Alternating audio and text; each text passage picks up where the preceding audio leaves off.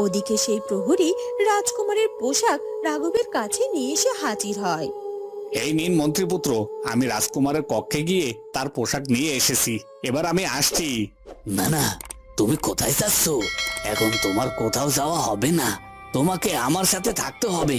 আর একবার যেহেতু তুমি আমার ব্যাপারে সবকিছু জেনে গেছো, তখন তোমাকে তো আমাকে চোখে চোখে রাখতেই হবে। আর তাছাড়া তোমাকে দিয়ে এখন আমি আমার সব কাজ একটু একটু করে করিয়ে নেব। তবে কোনো চালাকি করার চেষ্টা কিন্তু তুমি করো না।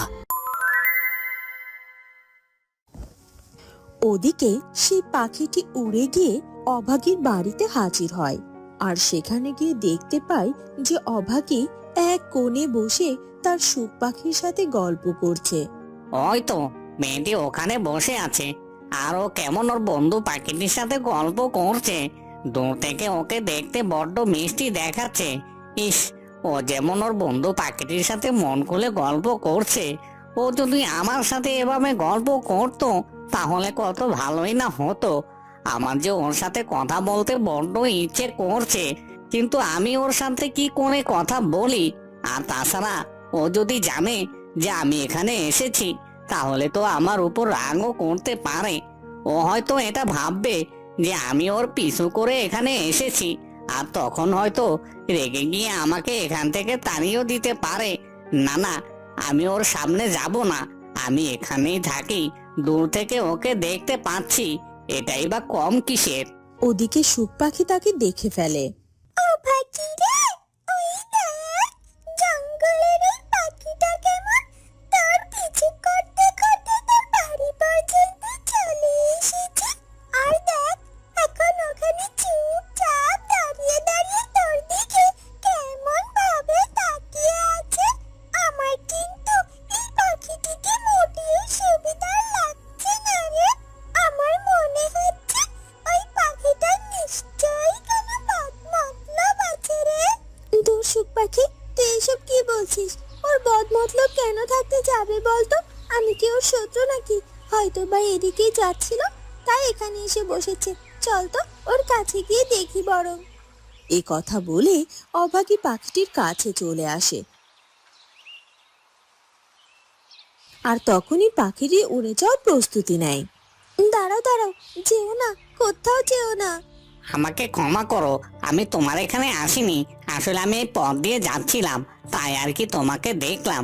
তুমি ওখানে বসে তোমার বন্ধু পাখিটির সাথে কথা বলছো। আর তাছাড়া আমি বড্ড ক্লান্ত থাকায় এখানে এসে একটু বিশ্রাম নিচ্ছিলাম। তবে তুমি চিন্তা করো না, আমি এক্ষুনি এখান থেকে চলে যাচ্ছি, আর কখনোই এদিকে আসবো না। আরে না না, আমি তোমার উপর রাগ করিনি। আর তাছাড়া তুমি এখানে এসেছো তাতে কি হয়েছে?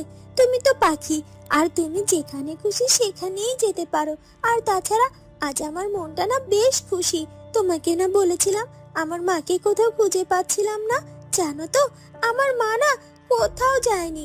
আমার মা মোড়ল বাড়িতেই আছে, আর তাড়াতাড়ি কাজ শেষ করে আজ বাড়িতে ফিরবে। আর তাছাড়া সুখ পাখি যেমন আমার বন্ধু, তুমিও চাইলে আমার বন্ধু হতেই পারো। সত্যি সত্যি বলছো তুমি আমার বন্ধু হবে? তোমাকে অনেক ধন্যবাদ মেয়ে। আর তোমার মতো একটা বন্ধু পেয়ে আমি সত্যিই খুব খুশি। যাই হোক, এখন তুমি থাকো, আমাকে এখন যেতে হবে। পরে আবার তোমার সাথে এসে দেখা করব। এ কথা বলে পাখিটি সেখান থেকে উড়ে যায়। রাঘব রাজপ্রাসাদ থেকে দুজন প্রহরীকে সাথে নিয়ে সেই জঙ্গলে যায়। আর জঙ্গলের এদিকে ওদিকে রাজকুমারকে খুঁজতে থাকে। বেশ খানিকটা জায়গায় রাজকুমারকে খোঁজার পর তারা রাজকুমারকে কোথাও খুঁজে না পেয়ে একটি জায়গায় এসে দাঁড়িয়ে পড়ে। এ কি, আপনি এখানে দাঁড়িয়ে পড়লেন যে? আমাদের তো জঙ্গলের ওদিকটাতে রাজকুমারকে খোঁজা হলো না। চলুন না, আমরা বরং একটু ওদিকটাতে যাই। হয়তো ওদিকে গেলে আমরা রাজকুমারের কোনো সন্ধানও পেতে পারি।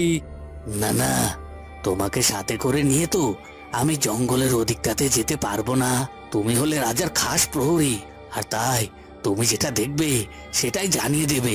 আর তাই তোমাকে এখানে রেখে আমাকে আমার বিশ্বস্ত এই প্রহরীকে সাথে করে নিয়ে জঙ্গলের ওদিকটাতে যেতে হবে। তবেই না আমি রাজকুমারকে মৃত প্রমাণিত করতে পারবো। আর তুমি গেলে তো সেটা কিছুতেই সম্ভব নয়। কি হলো কি মন্ত্রীপুত্র, আপনি এখন এখানে দাঁড়িয়ে আছেন? চলুন না, আমরা ওদিকটাতে গিয়ে দেখি আমাদের রাজকুমারকে খুঁজে না পেয়ে যে মহারাজ এবং রানীমা বড্ড ভেঙে পড়েছে। তাই আমরা যদি কোনোভাবে রাজকুমারের একটা সন্ধান নিয়ে তাদের কাছে দিতে পারি, তাহলে তারা কিছুটা হলেও আশ্বস্ত হবে। হ্যাঁ, তুমি ঠিকই বলেছো। আর আমাদের তো ওদিকটাতে যেতেই হবে, কারণ আমিও যে চাইছি রাজকুমারের একটা খোঁজ নিয়ে তারপর মহারাজ মহারানীর সামনে গিয়ে হাজির হব। তবে আমরা তিনজনই রাজকুমারকে খোঁজার জন্য অনেকটা সময় ধরে হাঁটাহাঁটি করছি।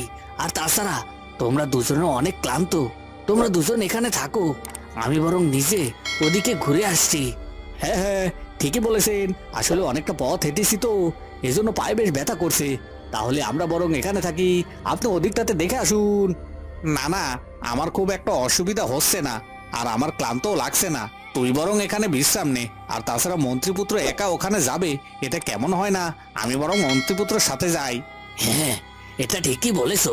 চলো, তুমি বরং আমার সাথে চলো। আর শোনো, তুমি এখানেই থেকো, কিন্তু আমরা খুব তাড়াতাড়ি এখানে ফিরে আসবো। এরপর রাঘব তার বিশ্বস্ত প্রহরীকে সাথে নিয়ে জঙ্গলের ওদিকে চলে যায়।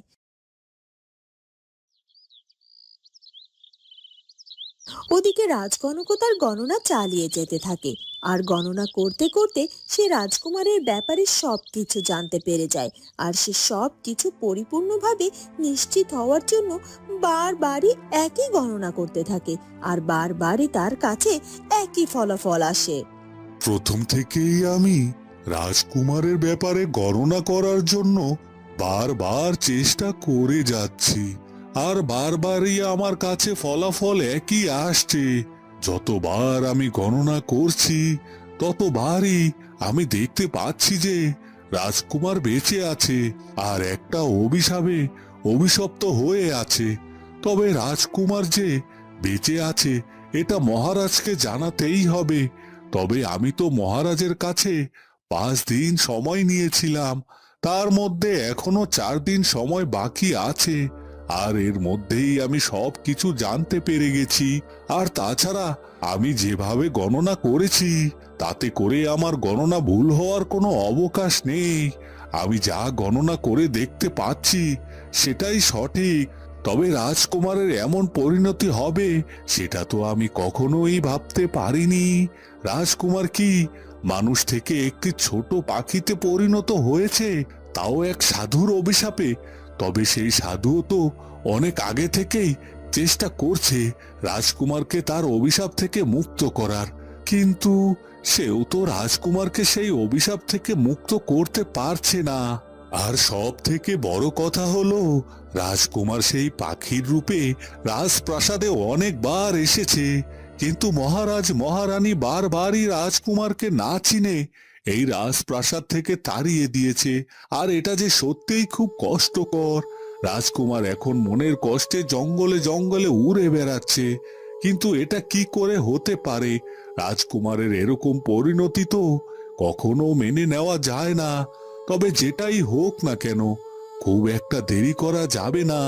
আমাকে এক্ষুনি একবার এখান থেকে বেরোতে হবে, আর মহারাজকে সবকিছু জানাতে হবে। আর তাছাড়া যে করেই হোক রাজকুমারকে মানুষ রূপে ফিরিয়ে আনার ব্যবস্থা করতে হবে। তবে তার আগে আমি আরো একবার গণনা করে দেখতে চাই যে আসলে রাজকুমারকে ওই অভিশাপ মুক্ত করার কোনো উপায় আছে কিনা।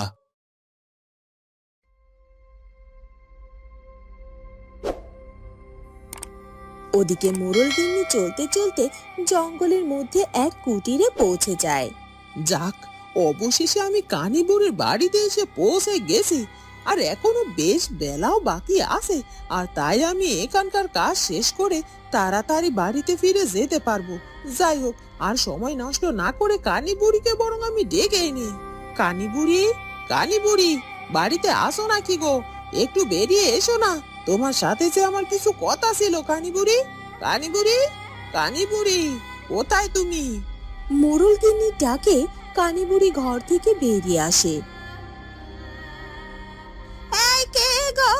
এই অবেলায় আমাকে ডাকছো? আজ সারাটা দিন কত কাজ করেছি, আর এখন যে একটুকুনি বিশ্রাম নেব তারও দেখছি উপায় নেই গো। এখন আবার লোকজন এসে ডাকাডাকি করতে শুরু করেছে। যত সব অশান্তি। কানি বুড়ি, আমি মোরল গিন্নি গো, তোমার কাছে আমি একটি বিশেষ দরকারে এসেছি।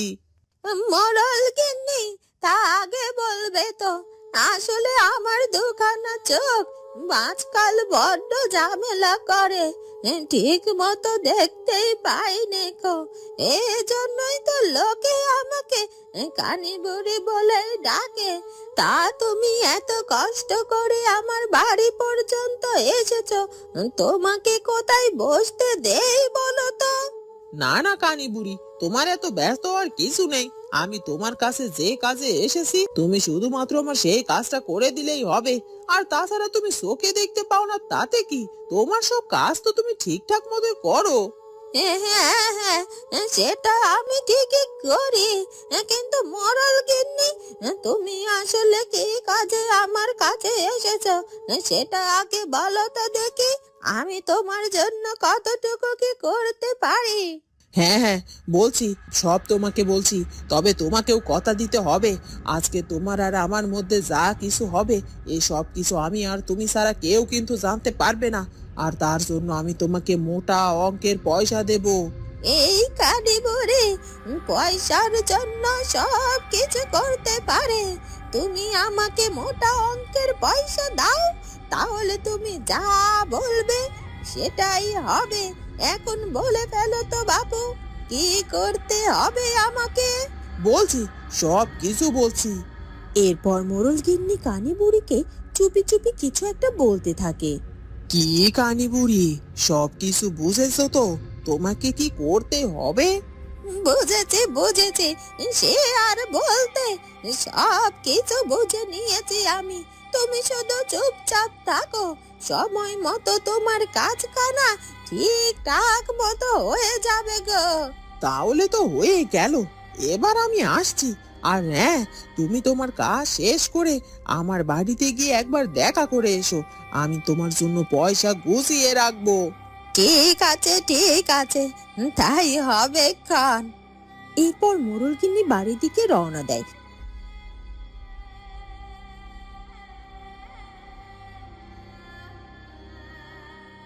ওদিকে রাঘব সেই প্রহরীকে সাথে করে নিয়ে জঙ্গলের ওদিকে গিয়ে একটি জায়গায় দাঁড়িয়ে পড়ে। কি হলো কি মন্ত্রীপুত্র, আপনি এখানে দাঁড়িয়ে পড়লেন কেন? আর তাছাড়া এখানে তো রাজকুমারকে আমরা কোথাও খুঁজে পেলাম না। আর আপনি কি করেই বা মহারাজের কাছে গিয়ে রাজকুমারকে মৃত প্রমাণিত করবেন বলুন তো? কি করে রাজকুমারকে মৃত প্রমাণিত করতে হয় সেই ছক আমি আগে থেকেই রেখেছি। আর তাছাড়া তুমি তো আমাকে সাহায্য করেছো, যেন আমি সেই কাজটি খুব সহজেই করতে পারি। আমি আপনাকে সাহায্য করেছি, কিন্তু কিভাবে সাহায্য করেছি সেটাই তো বুঝতে পারছি না। আর তাছাড়া আমি রাজকুমারের কক্ষ থেকে রাজকুমারের একটি পোশাক এনে দিলাম, সে পোশাক দিয়ে আপনি কি করবেন সেটাও তো আমাকে জানালেন না। রাজকুমারের পোশাক দিয়ে যে আমি কি করব সেটা তুমি এখনই দেখতে পারবে। এ কথা বলে রাঘব তার কাছে থাকা থলে থেকে রাজপুত্রের পোশাকটি বের করে মাটিতে রেখে দেয়। কি মন্ত্রীপুত্র, আপনি রাজকুমারের পোশাক এভাবে মাটিতে রাখলেন কেন? এখনই বুঝতে পারবে কেন আমি রাজকুমারের পোশাকটি মাটিতে রেখেছি। আর তাছাড়া ওই যে দূরে দেখতে পাচ্ছ একটি হরিণ আসছে, আর ওই হরিণটি আমার কাজটি আরো অনেক বেশি সহজ করে দেবে। মন্ত্রীপুত্র, আপনার কোনো কথার আগা মাথা তো আমি কিছুই বুঝতে পারছি না। এই পোশাকটি মাটিতে রেখেছেন, আবার ওই হরিণটিকে দেখে বলছেন যে ওই হরিণটি আমার কাজ আরো সহজ করে দেবে। বুঝতে পারবে, সময় হলেই সব বুঝতে পারবে। বেশ সন্ধে হয়ে যায়। ওদিকে অভাগী তার মায়ের জন্য অপেক্ষা করে যেতেই থাকে। কি রে মা, তুই এখনো এখানে এভাবে বসে আছিস? এখন তো সন্ধে হয়েছে মা, চল এবার একটুখানি খাবার মুখে দিবি। সারাটা দিন কিচ্ছু খেলি না মা, এভাবে না খেয়ে থাকলে তো তোর শরীর খারাপ করবে। আমি বলেছি না মা, আমার মা না আসা পর্যন্ত আমি কিচ্ছুটি খাবো না। মা এসে আমার জন্য রান্না করবে, তারপর মায়ের হাতে রান্না খাবো আমি। এভাবে জেদ করে থাকিস না মা, এখন একটু কিছু মুখে দে, তারপর তোর মা ফিরে এলে না হয় আবার তোকে রান্না করে খাওয়াবে খন, কেমন? না না মা, কিছুতেই না, আমি এখন কিছুতেই খাবো না। কিন্তু মা বলো না, সন্ধে তো হয়ে গেল, এখনো আমার মা কেন ফিরে আসছে না? তুমি তো বলেছিলে সন্ধে হলেই মা আবার বাড়িতে ফিরে আসবে। হ্যাঁ হ্যাঁ, বলেছিলাম তো। আর তাছাড়া সত্যিই তো তোর মা সন্ধে হলে বাড়িতে ফিরে আসবে। তুই একটু অপেক্ষা কর, দেখবি কিছুক্ষণের মধ্যেই তোর মা ফিরে আসবে রে মা। আর সবে মাত্র তো সন্ধে হলো। হ্যাঁ হ্যাঁ, তুমি তো ঠিকই বলেছো ভালো মা, সবে মাত্রই তো সন্ধে হয়েছে। আসলে মাকে দেখার জন্য মনটা যে বড্ড উতলা হয়ে আছে, তাই আর কি সময় যেতেই চাইছে না। কিন্তু মা তো আজ একটু তাড়াতাড়ি বাড়িতে ফিরে আসতে পারতো, তাই না? ফিরবে রে মা, ফিরবে। একটু অপেক্ষা কর, দেখবি কিছুক্ষণের মধ্যেই তোর মা বাড়িতে ফিরে এসেছে। তো বন্ধুরা, কি হতে চলেছে এরপর সেটা জানবো আমরা ঝিয়ের মেয়ের ভাগ্য গল্পের পরবর্তী পর্বে। আর আমাদের আজকের ভিডিওটি ভালো লাগলে অবশ্যই আমাদের চ্যানেলটিকে সাবস্ক্রাইব করে দিও। দেখা হবে নতুন কোনো গল্প নিয়ে। ধন্যবাদ।